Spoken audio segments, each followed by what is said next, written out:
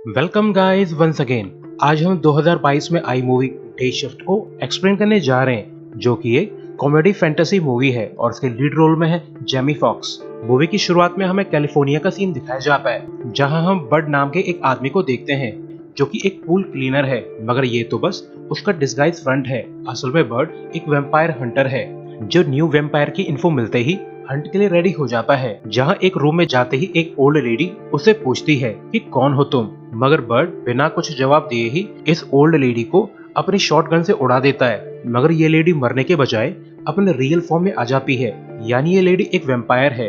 और फिर ये लेडी अपनी कलाबाजियां दिखाकर बर्ड की बैंड बजाने लगती है। मगर काफी देर पिटने के बाद बर्ड इस लेडी की खोपड़ी उड़ा देता है। साथ ही वो वेम्पायर्स की फैंक्स को भी उखाड़ लेता है, क्योंकि ये फैंक्स मार्केट में अच्छे दामों पे बिकते हैं। और फिर बर्ड घर से सारे काम की चीजें चुराकर यहाँ से निकल जाता है। इसके बाद हमें साशा नाम का लो लेवल वेम्पायर दिखाया जाता है, जिसे ऑड्री नाम की लेडी ने किडनैप किया हुआ है। साथ ही वो साशा को टॉर्चर कर रही है। यहाँ पे हमें पता चलता है कि ऑड्री भी एक वेम्पायर है जो किसी बिग प्लान के ऊपर काम कर रही है, मगर इस प्लान में साशा प्रॉब्लम क्रिएट कर रही है। तो ऑड्री साशा को कंक्रीट में दफन करवा देती है, ये कहते हुए कि चलो 100 साल बाद मिलेंगे। वहीं बर्ड अपने घर लौट आया है, जहां इस जोकर ने लेडीज ड्रेस पहनी हुई है, क्योंकि उसकी ओल्ड ड्रेस तो उस वेम्पायर लेडी ने फाड़ दी है।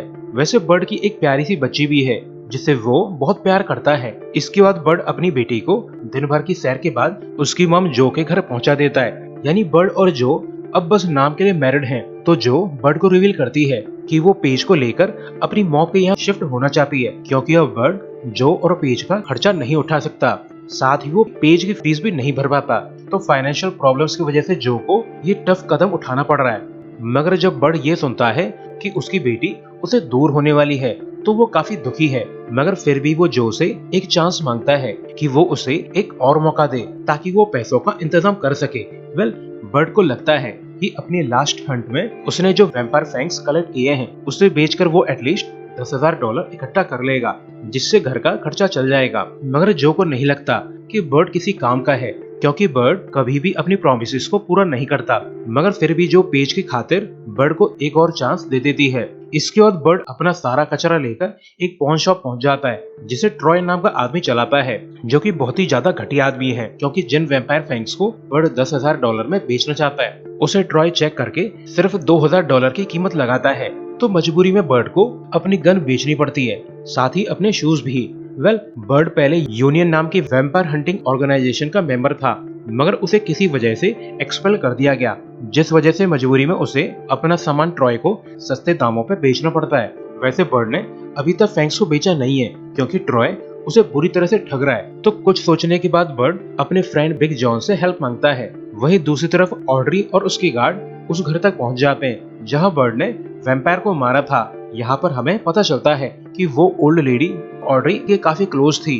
तो अब ऑड्री गुस्से से पगला जाती है, मगर तभी उसे एक कांच के टुकड़े पर बर्ड का खून मिलता है, जिसे चाटने के बाद ये लेडी नशा सा करने लगती है। और फिर वो अपने गार्ड से कहती है कि उस आदमी को ढूंढो जिसने भी ये किया है। वहीं दूसरी तरफ बर्ड अपने फ्रेंड बिग जॉन से मिलने पहुंच जाता है और उससे कहता है कि मुझे तुम्हारी हेल्प चाहिए, मैं यूनियन को दोबारा ज्वाइन करना चाहता हूँ। तो बिग जॉन कहता है कि ऑर्गेनाइजेशन में तुम्हारी एंट्री काफी मुश्किल है, क्योंकि तुम बार बार यूनियन के कोड्स को वायलेट करते हो, जिस वजह से तुम्हें यूनियन से निकाला गया था।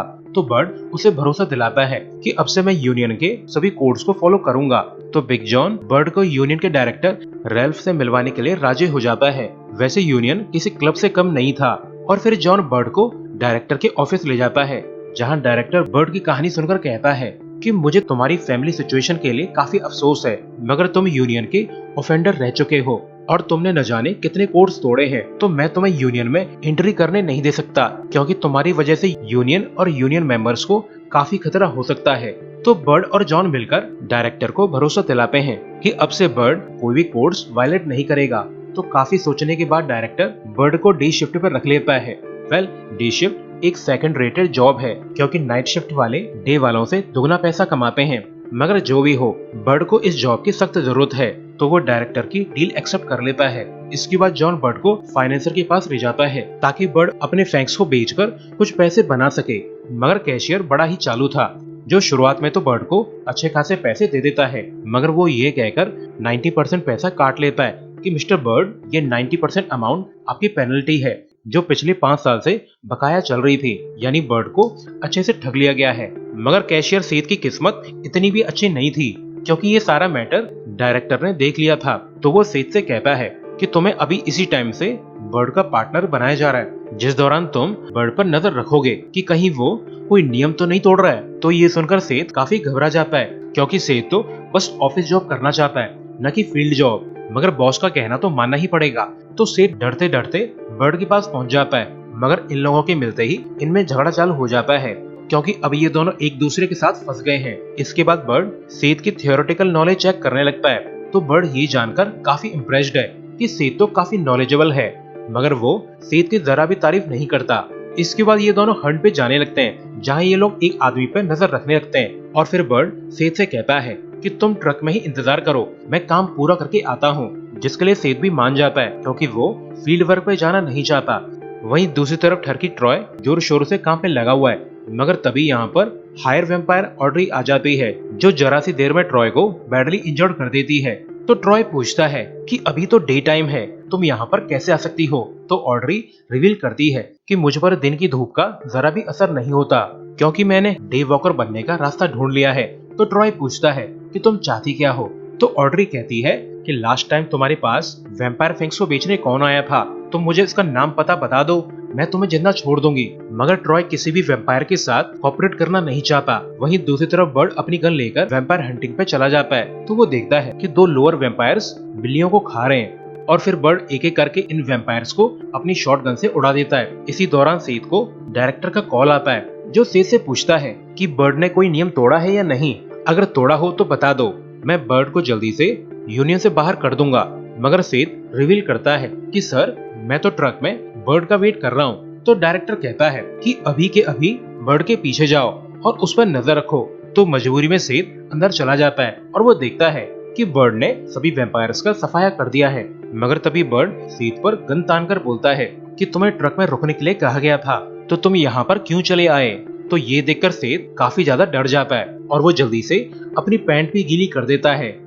जब मुंह पे एक शॉटगन तनी हुई हो तो अच्छे अच्छों की पैंट गीली हो जाती है। इसके बाद बर्ड सेठ को उसके घर तक ड्रॉप कर देता है, क्योंकि अब उसे इस सीधे बच्चे पर तरस आ गया है। मगर कार में लौटने के बाद बर्ड को सेठ की फाइल मिल जाती है, जिसमें सेठ ने वो वायलेशन लिखे हुए हैं जो बर्ड ने आज दिन भर में तोड़े हैं। तो ये देखकर बर्ड काफी नाखुश है। इसके बाद बर्ड अपने फ्लैट लौट आता है, जहाँ उसे अपनी न्यू नेबर हेदर मिलती है, जो कि ये नर्स है। और फिर जल्द ही इन दोनों की अच्छी जमने लगती है। अगले दिन बर्ड सेठ को पिक करने चला जाता है, जहाँ वो सेठ से भड़कते हुए कहता है कि तुम तो काफी चालू हो, जो मेरी गलतियों की लिस्ट बना रहे हो, और ऐसा लगता है कि तुम्हें मरने की ज्यादा जल्दी है। मगर फिर बर्ड सेठ को समझाता है कि मुझे अपनी फैमिली को बचाना है, उसके लिए मुझे पैसे चाहिए, तो बेहतर होगा कि तुम डायरेक्टर को कुछ भी रिपोर्ट ना करो। तो सेठ इसके लिए मान जाता है। इसके बाद ये दोनों ट्रॉय की शॉप जाते हैं, ताकि वो ट्रॉय को फैंग्स बेच सकें। मगर शॉप में तो सभी लोग मर चुके हैं, साथ ही ट्रॉय भी। मगर ऑड्री तो बहुत क्रूल है, जिसने ट्रॉय के सभी दांत निकालकर बर्ड का नेम लिखा है। क्या टैलेंट है, क्या कारीगरी है, दांतों से नाम लिख डाला है। तो ये सब देखकर बर्ड यहाँ से भागना चाहता है, क्योंकि उसे अंदाजा है कि उसका पाला किसी हायर वेम्पायर से पड़ा है, जो कि अब बर्ड से रिवेंज लेना चाहती है। इसके बाद बर्ड और सेठ एक खाली प्लॉट के पास जाकर किसी का वेट करने लगते हैं। मगर तभी यहाँ पर एक शानदार वैन आ जाती है, जिसे नजारीन ब्रदर्स चलाते हैं। तो इन्हें देखकर बर्ड इन्हें पहचान लेता है कि ये दोनों वियर्डो तो हाई लेवल वेम्पायर हंटर हैं। मगर ये लोग इस टाउन में क्या कर रहे हैं। तो ये लोग बर्ड को बताते हैं कि हम लोग एक वेम्पायर नेस्ट पे हमला करने वाले हैं, अगर तुम साथ चलो तो पैसे आधे आधे बांट लेंगे। तो बर्ड डील के लिए मान जाता है, क्योंकि उसे पैसों की सख्त जरूरत है। और फिर ये लोग हंटिंग के लिए रेडी हो जाते हैं, जिसमें सेठ को भी उनके साथ जाना पड़ता है। इसके बाद ये लोग घर में जाकर वैम्पायर्स को ठोकना चालू कर देते हैं। मगर यहाँ पे तो बहुत सारे वैम्पायर्स मौजूद हैं, जो खत्म ही नहीं हो रहे हैं। तो ये लोग समझ जाते हैं कि वो लोग गलती से वैम्पायर्स हाइव में इंटर कर गए हैं। मगर ये लोग भी तगड़े शिकारी हैं, जो सभी वैम्पायर्स को मारना स्टार्ट कर देते हैं। मगर तभी एक वैम्पायर लेडी टेढ़ी मेढ़ी होकर सेठ के पास पहुंच जाती है। तो उसे देखकर सेठ की सुसु निकल जाती है, और फिर ये लेडी सेठ का रेप सा कर डालती है। वहीं नजारियन भाइयों ने बहुत सारे वैम्पायर्स को मार दिया है, वो भी बड़े स्टाइल से। ये लोग तो अपने हीरो से भी ज्यादा डेंजर हैं, जो अपना काम खत्म करके सेत को भी बचा लेते हैं। वहीं बर्ड ने भी GTA की तरह सभी वैम्पायर्स को मार दिया था। तभी यहाँ से एक वैम्पायर भाग जाता है, वो भी धूप में। तो बर्ड बताता है कि वैम्पायर्स ने एक तरह की सनस्क्रीन बना ली है, जिसे लगाकर ये लोग लगभग 20 मिनट के लिए धूप में भी रह सकते हैं। तभी सेत सभी को बताता है कि इस हाइव में एटलीस्ट 5 डिफरेंट काइंड्स के वैम्पायर मौजूद थे, जो कि नॉर्मली इम्पॉसिबल है, क्योंकि वैम्पायर क्लेन्स एक दूसरे को पसंद नहीं करते। इसके बाद ये लोग वापस लौटने लगते हैं, जहां अब सेत की हालत काफी बिगड़ने लगी है। तो बर्ड कहता है कि बच्चे, तुम अकाउंटिंग के बजाय फील्ड पर हंटिंग चालू कर दो, क्योंकि तुम्हारी सुसु से वैम्पायर की स्मेल कम हो जाती है। इसके बाद बर्ड अपनी बेटी पेज को उसकी फ्रेंड की बर्थडे पार्टी में ले जाता है, मगर पार्टी के दौरान उसे ऑड्री का कॉल आता है, जो बर्ड को धमकाते हुए बोलती है कि बर्ड, मैंने तुम्हें ढूंढ ही लिया और अब मैं तुम्हारी फैमिली को तुम्हारे ही सामने हंट करूंगी, जैसा तुमने मेरे साथ किया है, और अब इस खेल में मजा आने वाला है। तो बर्ड जल्दी से पेज को यहाँ से लेकर निकलने लगता है, मगर तभी उस पर हमला हो जाता है, जिन्हें बर्ड आसानी से हैंडल कर लेता है। मगर फिर इनके बीच कार चेज चालू हो जाती है, जिसमें बर्ड इन्हें एक एक करके मारना स्टार्ट कर देता है, जिसमें वो घर पहुंचते पहुंचते सभी वैम्पायर्स को उड़ा देता है। मगर जब ये लोग घर पहुंचते हैं, तब उन्हें ऑड्री के ठग्स पकड़ लेते हैं। वैसे ऑड्री ने सेत को भी कैप्चर कर लिया है, और फिर ऑड्री बर्ड से कहती है कि अपनी जान की भीख मांगो, जिसके लिए बर्ड साफ इनकार कर देता है। तो जो पूछती है कि बर्ड, आखिर चल क्या रहा है, कहीं तुम किसी गैंग के चक्कर में तो नहीं पड़ गए? तो बर्ड अपनी वाइफ को अपने सारे राज बता देता है, मगर अब तक ऑड्री इनका फैमिली ड्रामा देखकर पक चुकी थी। तो वो बर्ड से कहती है कि पहले तो मैं तुम्हारी बेटी को वैम्पायर बनाऊंगी, और जब वो भूख से मर रही होगी, तब मैं तुम्हारी वाइफ को एज अ डिनर तुम्हारी बेटी के सामने फेंक दूंगी। तो ये सुनकर बर्ड काफी दुखी है, मगर ऑड्री उसे नॉकआउट करके यहाँ से चली जाती है। और जब बर्ड की आंख खुलती है, तो वो देखता है कि सेत तो अब एक वैम्पायर बन चुका है। तो बर्ड चुपके से अपनी कटारी बाहर निकाल लेता है, ताकि वो सेत को मुक्ति दिला सके। इसके बाद बर्ड सेत की गर्दन उड़ा देता है, मगर सेत तो एक न्यू प्रजाति का वैम्पायर बना है, जो कि सर कटने के बावजूद अभी भी जिंदा है। और फिर उसकी बॉडी अपनी खोपड़ी को ढूंढकर खुद पर लगा लेती है, जिससे सेत फुली रिकवर हो जाता है। इसके बाद ये दोनों बर्ड के फ्लैट चले जाते हैं, ताकि वो आने वाले वॉर के लिए रेडी हो सकें। मगर हेदर उस पर हमला कर देती है, या ये कहूँ तो वो खुद को प्रोटेक्ट कर रही है, क्योंकि वो भी वैम्पायर है। और फिर इनके बीच में तगड़ी फाइट चालू हो जाती है, जिसके बीच हेदर रिवील करती है कि ऑड्री तुमसे बेहद नफरत करती है, क्योंकि कुछ समय पहले तुमने एक बूढ़ी वैम्पायर को मार दिया है। वो ऑड्री की बेटी थी। मगर बर्ड को इस पर भरोसा ही नहीं होता, तो हेदर क्लियर करती है कि ऑड्री जब वैम्पायर बनी थी, तब उसकी बेटी काफी छोटी थी। तो ऑड्री ने अपनी बेटी को प्रोटेक्ट करने के लिए खुद से दूर कर दिया था। मगर जब वो वापस मिले, तब तक ऑड्री की बेटी बूढ़ी हो चुकी थी। तो ऑड्री ने अपनी बेटी को बुढ़ापे में ही वैम्पायर बना दिया, और अब तुमने ऑड्री की बेटी को मारा है, तो अब वो तुम्हारी बेटी को वैम्पायर बनाना चाहती है। इसके बाद ये लोग सेत को ताजा blood as a drink offer करते हैं, जिससे सेत की सभी इंजरीज ठीक हो जाती हैं। इसके बाद ये लोग ऑड्री एंड गैंग को हंट करने के लिए निकल जाते हैं। इसके बाद जल्द ही हेदर इन्हें वैम्पायर के कैंप तक ले आती है, और फिर यहाँ पर गैंग वॉर चालू हो जाता है। वैसे हेदर भी इन वैम्पायर से बेहद नफरत करती है, तो अब वो बर्ड की साइड से फाइट करने वाली है। और फिर जल्द ही ये निंजा लेडी अपने तलवार से बहुत से वैम्पायर्स को मार देती है। साथ ही अब सेत भी बड़ी फुर्ती से इन वैम्पायर्स के बैंड बजा रहा है। मगर यहाँ पे तो वैम्पायर्स की पूरी आर्मी आ जाती है, जो कि गैंगस्टर्स की तरह अंधाधुंध फायरिंग करने लगते हैं। और जब बर्ड मरने वाला था, तभी एंट्री होती है बिग जॉन की, जो टर्मिनेटर की तरह अपनी मशीन गन से इन सभी वैम्पायर्स की चिथड़े उड़ा देता है। और फिर हेदर इन्हें बताती है कि टनल से होकर सीढ़ियां सीधा एक एंशिएंट टेंपल तक जाती हैं, तुम्हें वहीं जाना होगा। और ऐसा कहकर ये लोग दो टीम में सेपरेट हो जाते हैं, और फिर ये दोनों नीचे जाकर अपनी धांसू सी गन से सभी वैम्पायर्स की धज्जियां उड़ा देते हैं। और फिर इन लोगों को पता चलता है कि यहाँ वो सनस्क्रीन बनाई जाती है, जिसे लगाकर वैम्पायर्स धूप में भी मौज मस्ती कर सकते हैं। वहीं ऑड्री को भी पता चल जाता है कि उसका शिकार खुद ब खुद यहाँ पे आ गया है, तो ऑड्री अपने खास आदमी को बर्ड के पीछे भेज देती है। वहीं बर्ड और जॉन वैम्पायर्स को मारते हुए टेंपल की तरफ आ रहे हैं, मगर तभी एक वैम्पायर अचानक से जॉन को काट लेता है, यानी अब जॉन भी वैम्पायर बनने वाला है। मगर वो इस बात को बर्ड से छुपा लेता है, क्योंकि वो उसे डिस्ट्रैक्ट करना नहीं चाहता। इसके बाद जल्द ही बर्ड टेंपल तक पहुंच जाता है, जिसे ऑड्री का गार्ड दबोच लेता है, जो कि बहुत ही ज्यादा स्ट्रॉन्ग है। मगर तभी यहाँ पर हेदर और सेत भी आ जाते हैं, जो बर्ड से कहते हैं कि तुम अपनी फैमिली को बचाओ, इस खजूर को हम देख लेंगे। और फिर इन तीनों वैम्पायर्स के बीच में तगड़ी फाइट होती है, जिसमें हेदर और सेत जैसे तैसे करके इस बिग वैम्पायर को मार देते हैं। वहीं दूसरी तरफ बिग जॉन भी खुद को कई वेम्पायर्स के बीच में उड़ा लेता है क्योंकि वो एज अ वेम्पायर जीना नहीं चाहता। इसी दौरान बर्ड ऑड्री के पास पहुंच जाता है जहां ऑड्री उसे बेतुन की मार लगाती है, मगर जब वो बर्ड को मारने ही वाली थी तभी उसकी खोपड़ी उड़ जाती है क्योंकि टेंपल में इंटर करने से पहले बर्ड ने यहाँ पर काफी सारे ट्रैप्स बिछा दिए थे जिसमें उसने जगह जगह पर सिल्वर वायर्स भी बांधे हुए थे और उसी वायर से ऑड्री की खोपड़ी उड़ी है और फिर जल्द ही ऑड्री मारी जाती है। तो अब बर्ड की फैमिली जिंदा बचकर काफी खुश है।